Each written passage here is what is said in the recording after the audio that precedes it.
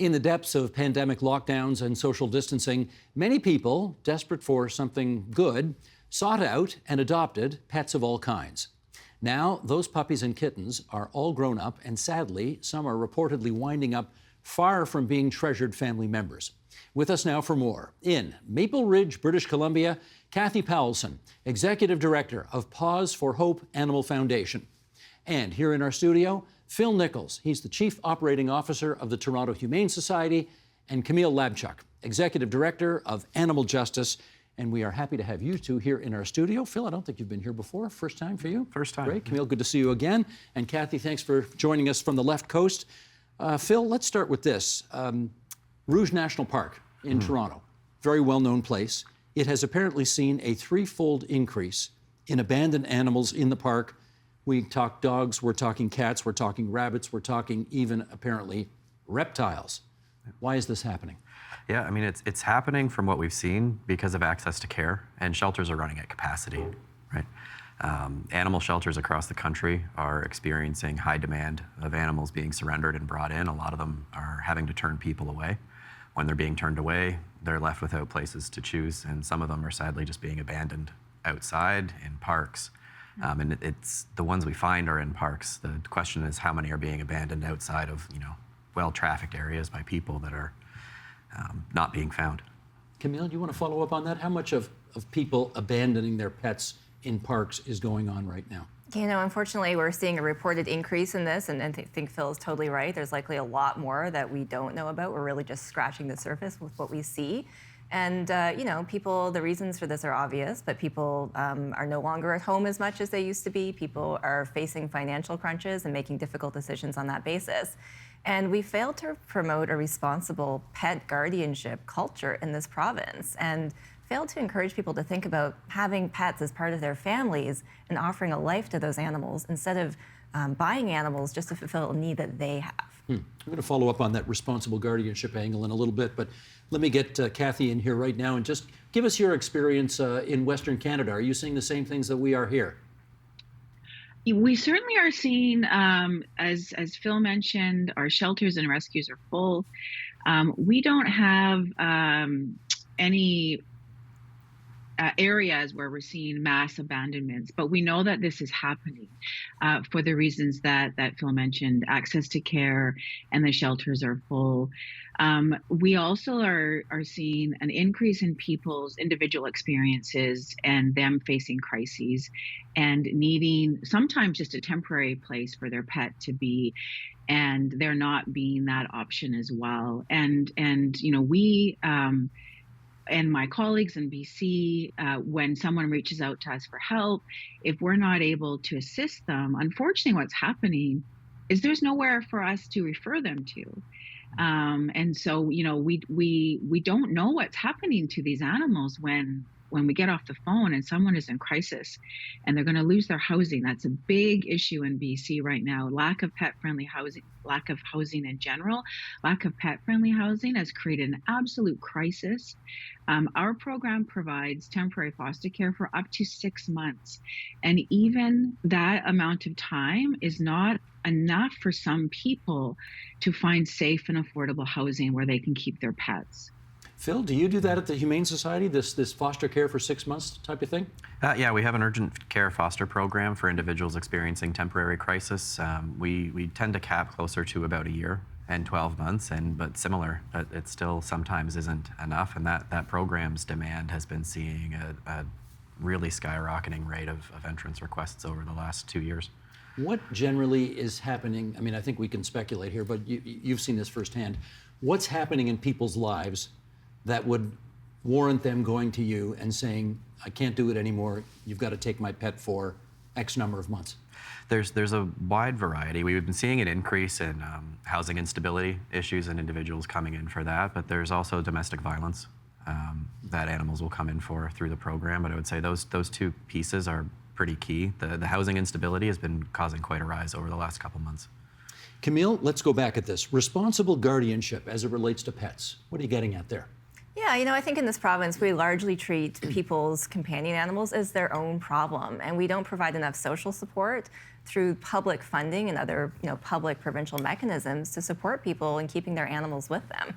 I don't think you generally see people who want to give up animals and who feel good about that decision. I suspect a lot of abandonment has to do not only with inability to find a place for those animals to go, but also the social shame of feeling like a failure and being unable to keep that animal with you in your own home. But what we see in this province, Steve, is and across the country is largely governments treating these sheltering type issues as a private problem that charities should address, instead of providing public infrastructure and really strong supports to make sure that shelters have the capacity, that rescues have the capacity to deal with this question and this issue when people can't care for animals any longer. So what does that look like? If in your best world, what does a more community-based approach look like? Yeah, I think we do some public funding of some shelter operations, especially when you look at larger cities like Toronto. Toronto Animal Services receives funding for operating shelters. But most shelter and rescue operations are run on donations, they're run on volunteer power, they're run because people, out of the goodness of their hearts, believe it's the right thing to do to care for animals. And that, of course, is the case, but there's also a lot of social and public benefits that accrue from making sure that we have this public infrastructure to take in cats, dogs, rabbits, reptiles, other animals who need homes. Reptiles? Reptiles. Like what? Lizards, snakes, iguanas. These are all animals that unfortunately are still legal to keep and possess and own in most places in the country. And it's often a very challenging animal to care for. People don't typically understand or always understand the needs that those animals have, and sometimes that can lead them to want to give them up and abandon them, sadly. Kathy, can you help me on that one? People have pet reptiles where you are, snakes, lizards, that kind of thing? Oh, sure. Yeah, absolutely. And I agree with Camilla 100%. We advocate, that pets should be included in the social safety net. And so when we're looking at supporting families, we should be looking at supporting all members of the families, including the companion animals. And that would extend to providing funding to organizations that are supporting the animals. Because of the work that Paws for Hope does, we're often working with the same families that our colleagues in social services are supporting. We're just supporting their companion animals, and they're supporting the humans. But really, we need a system that is looking at animal welfare not only as a social service, but as a social justice issue. Because what we are seeing is families that are struggling are disproportionately marginalized and don't have access to human services in the same way that they are struggling with access to animal services. In which case, Phil, what do you need? There's a lot that's needed on that, I think, and we're lucky at this point that the Vet Act in Ontario is up for review and revision, because the entire model of how veterinary care and access to care is delivered in the province needs an overhaul. It's an antiquated and dated system, and it's preventing right now solutions that could make care more accessible to individuals and pets and families from existing. The last major review happened in the late 80s, and it's time to not only be caught up, but also to be forward-looking and evaluate the models that can make care accessible. We focus a lot on sheltering and reactionary programs, which are necessary because the preventative programming and the preventative services aren't there to support people before they hit their breaking point and before those animals end up without anywhere else to go. I'm sure most people watching this don't understand the nuances of what you're trying to advance here right now, but is it a question of what? More storage, more care, more what? I think it's more capacity within the industry. Care providers within the veterinary industry across the country, there's a national shortage. Right? There's not enough veterinarians, there's not enough veterinary technicians and other paraprofessionals to deliver the services to the volume of animals that exist in the country that need support. And the models of care delivery aren't sufficient enough to be accessible. So at Toronto Humane, we're taking a different approach to access to care and looking at alternative models of veterinary care services that can provide vaccinations and preventative wellness services and spays and neuters at rates that are more accessible and affordable for people that are experiencing challenges, in an effort to prevent people from hitting the breaking point where animals are needing to be surrendered to the shelter. There's a huge capacity issue just within the infrastructure to deliver care going on. Camille, would an uptick in adoptions solve this? I think that would certainly help, but we can't just look at adoptions and on the demand side of things for animals. We also have to look at the supply side of things for animals. So we know, Steve, that during the pandemic, everyone wanted a puppy, everyone wanted a cat. Shelters were empty, and enterprising people, backyard breeders, puppy mills, stepped in to fill that void by breeding animals at astronomical rates, selling them for astronomical prices to profit from people's desire for companionship during the pandemic. So, in a sense, we sort of glutted the marketplace with animals, who were being purchased and sold instead of being adopted. And some of those animals are now the ones who are being given up to shelters. That's why adoption is so important, and public infrastructure to encourage adoption is so important. But I think another piece of that puzzle is that we don't actually regulate dog breeding or cat breeding or any other animal breeding in most of this country. I was going to ask you about that. Should there have been a crackdown during that puppy mill breeding situation? Yeah, well, I think one of the concerns is what conditions were these animals being kept in so that so many baby cats and baby dogs could be pumped out at such a high volume to meet that demand. We know that puppy mills run untrammeled in so many places in this country, the same thing for kitten mills. And, in Ontario, for instance, and virtually everywhere else, the government doesn't even know who's breeding dogs because there's no requirement to get a license, there's no requirement to get an inspection, to be approved to start breeding dogs.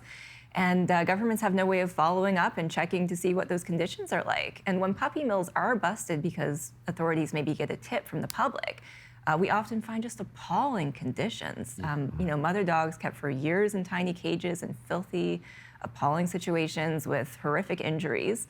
We know oftentimes these dogs who are sold to the public come with health problems because of poor breeding practices and poor veterinary care. So I think it's something the governments really need to get a grasp on. I well remember, at least I think I will remember, there's a guy who's on Toronto City Council right now named Mike Cole, but I think when he was a member of the Ontario legislature, he held a press conference at Queen's Park to crack down on puppy mills that were abusing animals, and he broke down in the middle of his press conference, overcome at the sadness of what he was seeing because he was so appalled at what he was seeing. This is a thing, isn't it? It's a horrible thing. I've been present for those puppy mill busts, and you just see these dogs whose fur is matted, who reek of urine and feces, who've been confined in basements, in warehouses and sheds, and forced to breed for years and years. There's really no excuse for it, and I think a lot of provincial politicians have taken note of this issue before, but no government has ever stood up and said, we're going to regulate puppy breeding, we're going to regulate animal breeding and get control over this problem. Kathy, is this an issue where you are? Yeah, absolutely. And recently, we have seen some more large-scale removals from our BCSPCA from breeders who ramped up their operations during the pandemic to try to meet this need.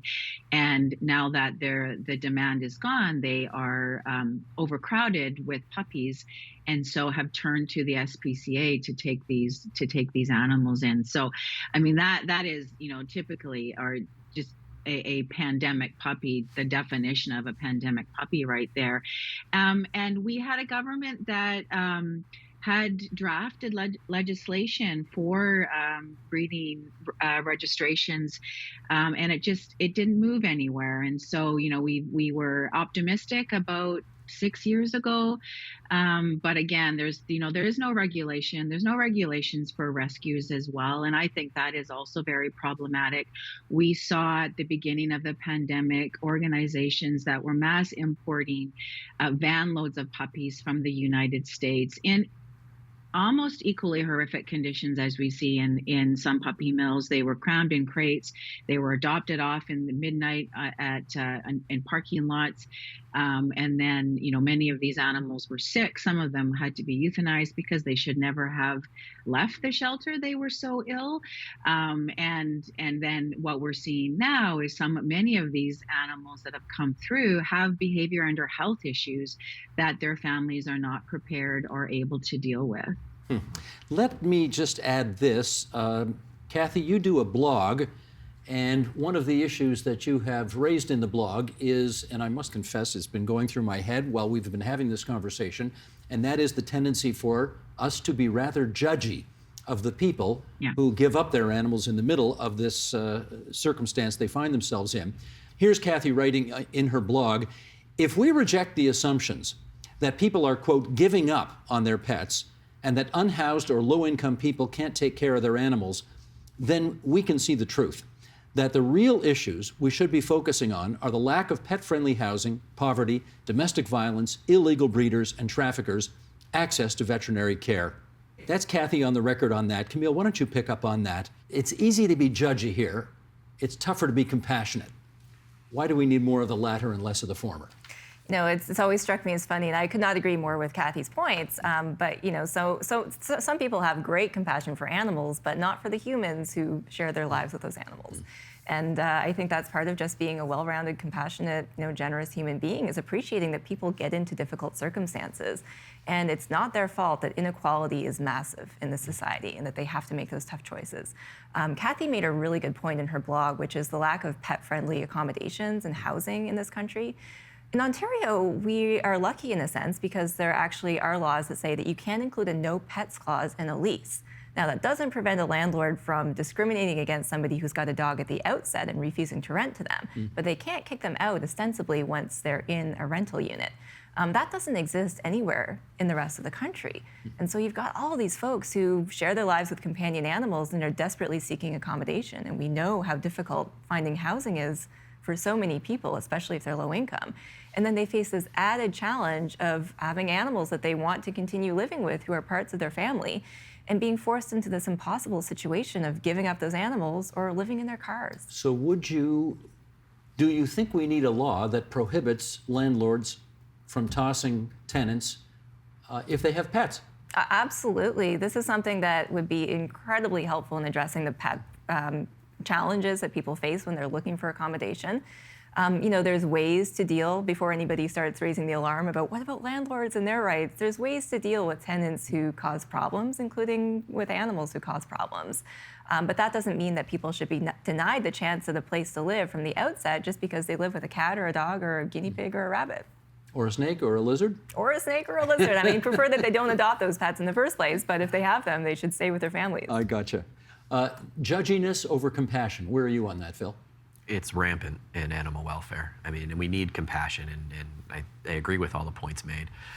The biggest issue with that is so long as we're focusing on judgment, we're not actually going to be looking at real-world solutions that can address the underlying problem and the root cause. And I think the sector has shown that. I mean, we spent decades working on the judgment and the reaction piece, and it hasn't resolved the problem. If we start meeting people where they're at and coming up with solutions that are actually going to address the underlying issue, we can prevent the problem from existing at the same degree that it does right now. And we're not going to do that so long as we're judging people, and we're sure not going to know how broad the problem is if they're not even willing to come to us because they're afraid of judgment. Kathy, I take no joy in saying this, but certainly if you travel through downtown Toronto, and I imagine it's the same in Vancouver, you will see homeless people outdoors on very cold days, and as they have their blankets over them, they have their blankets over their dogs as well. There are many people who don't have a place to live, but who have big enough hearts to actually take care of their companions while they're in very precarious circumstances. You see that too, I assume? Yeah, absolutely. And before COVID, we operated free animal health clinics. And so we would bring a team of veterinarians and vet technicians to homeless shelters and other service agencies, and we would do a free clinic. And we did them for 8 years. And over the time, our veterinarians would say that the animals that they saw at these clinics were as healthy as the animals that they see in their private practice. And in fact, dogs that they see at these free clinics are generally more socialized than the dogs that they see in private practice, because the dogs are doing what dogs are meant to do, and that's roaming with their pack, right? And they're out and they're not sitting on a couch for 8 hours a day. They had healthier body weights because they were getting the exercise that they need. And one of the things that they saw more of was fleas and parasites, but those things are relatively easy to treat. And so the notion that homeless pets are suffering is not well supported. And also, again, people concerned about the animal, but they're not concerned about the person. Like they're more worried about the fact that there's a dog sleeping homeless on the street than they are their person, which to me is very problematic, because behind every animal in need, there is a person in need as well. And we can't have a healthy community or healthy society until we have healthy people who can take care of their pets.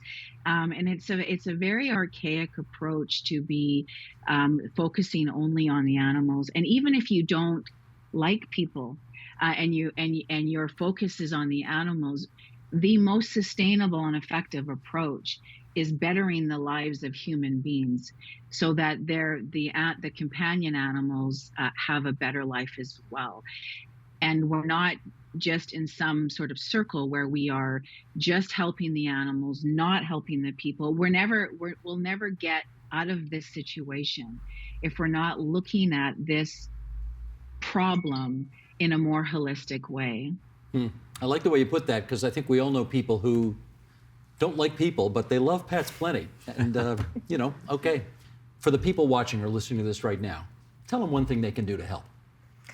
Support your local shelter, your Humane Society, support rescues. Also, if you yourself are thinking about bringing an animal into your family, please, please, please adopt and don't buy that animal from a breeder or from a puppy mill, and especially not from Kijiji, because that's almost certainly going to be from a puppy mill. I encourage people to think about what they can offer to an animal and what type of animal in what type of situation is compatible with their lifestyle. Are you a busy family that's always on the go and might do better with a cat rather than a dog? That's the type of thing that rescues and shelters can advise you on. They can look at your situation and say, look, we have this adoptable animal who's going to fit in really well with your family. And that's the type of thing that makes sure that that adoption is going to be sustainable in the long term, instead of just a fleeting, thing where somebody buys a puppy for a Christmas or a birthday present or a chick for Easter, which is never good. Gotcha. I want to thank Kathy Pallison for being out there in British Columbia for us on our program tonight, Phil Nichols from the Toronto Humane Society, and Camille Labchuk, Executive Director of Animal Justice. Great to have all three of you on TVO tonight. Many thanks. Thank you. Thank you. Thank you. The Agenda with Steve Paikin is made possible through generous philanthropic contributions from viewers like you. Thank you for supporting TVO's journalism.